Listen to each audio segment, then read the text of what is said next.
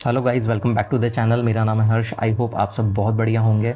जैसा कि हम सबको पता है कि आज हमारे देश की वित्त मंत्री श्रीमती निर्मला सीतारमन जी ने लगातार 9वीं बार 2026-27 का यूनियन बजट पेश किया है।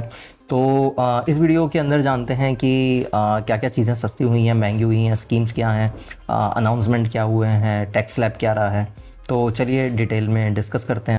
तो गाइस, सबसे पहले जो आता है वो है कि गवर्नमेंट ने देश का पूंजीगत खर्च 12.2 लाख करोड़ डिक्लेयर किया है।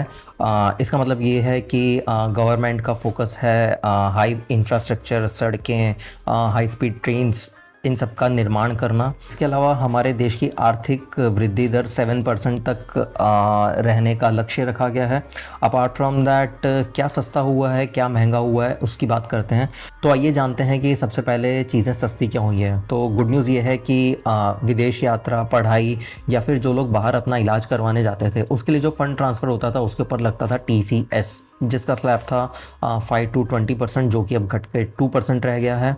इसके अलावा जो चीज़ें सस्ती हुई हैं वो हैं EV बैटरीज़, मोबाइल बैटरीज़ और इलेक्ट्रॉनिक्स, जिसके कारण ये है कि गवर्नमेंट ने इनका टैक्स स्लैब कम कर दिया है। तो हो सकता है कि इन चीज़ों के रेट और कम हो। इसके अलावा बात करते हैं कि हेल्थ सेक्टर के अंदर क्या होगा। हेल्थ सेक्टर के अंदर कैंसर की कुछ दवाएं सस्ती होंगी, शुगर की दवाएं सस्ती होंगी, मेडिकल डिवाइसेस और सस्ते होंगे। इसके अलावा घरेलू उत्पादन बढ़ेगा, मैन्युफैक्चरिंग बढ़ेगी, जिसके कारण कि हमारे देश की जनता को कुछ कुछ चीज़ें सस्ती मिलेंगी।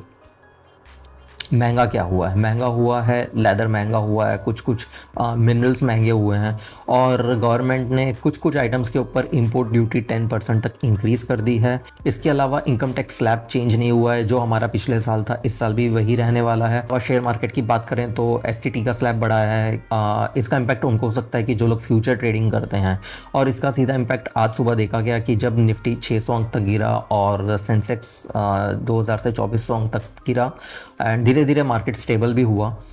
तो गाइज, अब देखते हैं कि न्यू अनाउंसमेंट्स एंड स्कीम क्या डिक्लेयर हुई हैं। तो गाइज, भारत ने अपना सेमीकंडक्टर मिशन 2.0 लॉन्च कर दिया है with the budget of 40,000 crore. जी हाँ, इसका सीधा मतलब है कि भारत ग्लोबल चिप हब बनने जा रहा है।